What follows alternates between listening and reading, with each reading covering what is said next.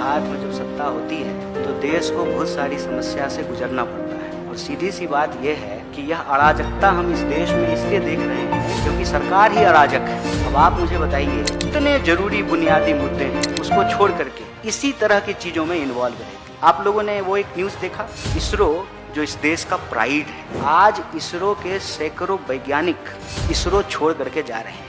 देश जब सुरक्षित हाथ में है तो वैज्ञानिक छोड़ करके क्यों जा रहे हैं? देश सुरक्षित हाथ में नहीं है, लुटेरों के हाथ में है। और जो कहते थे कि मैं भी चौकीदार, वही बने मोदी का परिवार और वही लोग हैं इस लूट के हिस्सेदार। इसीलिए जनता इन सवालों पर सवाल नहीं पूछे तो यह सरकार हमेशा डिफ्लेक्शन करते रहती है। अंग्रेजों से ये अंग्रेजी भले नहीं सीखे हों लेकिन अंग्रेजों की चालाकी जरूर सीखें। अंग्रेज करते थे डिवाइड एंड रूल, ये करते हैं डाइवर्ट एंड रूल। आपको मैं कुछ चीजें गिनाता हूं जो सरकार लेकर के आई खूब धूमधाम से। जैसे इन्होंने कहा कि नोटबंदी करेंगे, 2000 का नोट चलाएंगे, भ्रष्टाचार बंद हो जाएगा। पता चला सबसे ज्यादा माल इन लोगों ने ही कमा लिया उस भ्रष्टाचार से। इन्होंने कहा कि 1 नेशन 1 टैक्स होना चाहिए। ये जीएसटी लेकर के आए, 36 बार से ज्यादा उसमें संशोधन कर चुके। रोड पे एक्सीडेंट नहीं हो तो ड्राइवरों के लिए एक कानून लेकर के आए, देश में हड़ताल हुआ, उस कानून को वापस लिया। आपको याद होगा ये सीए लेकर के आए थे, एनआरसी करने का वादा कर रहे थे। एनआरसी इनसे हुआ नहीं तो ज्ञानेश गुप्ता को उस काम पे लगा दिया है। चुन करके आते हैं वोट से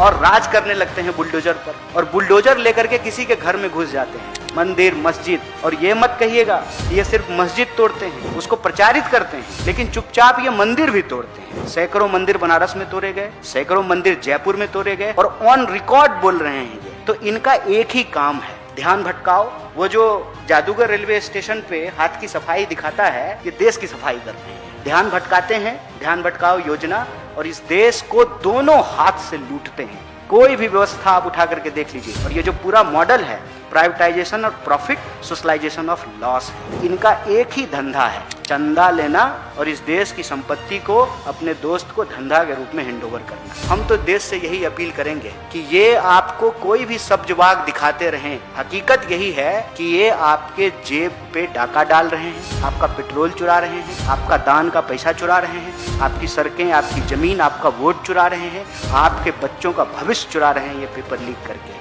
हमको अपने मुद्दे पर टिके रहना है, बीजेपी के इस हेडलाइन मैनेजमेंट का हिस्सा नहीं होना है।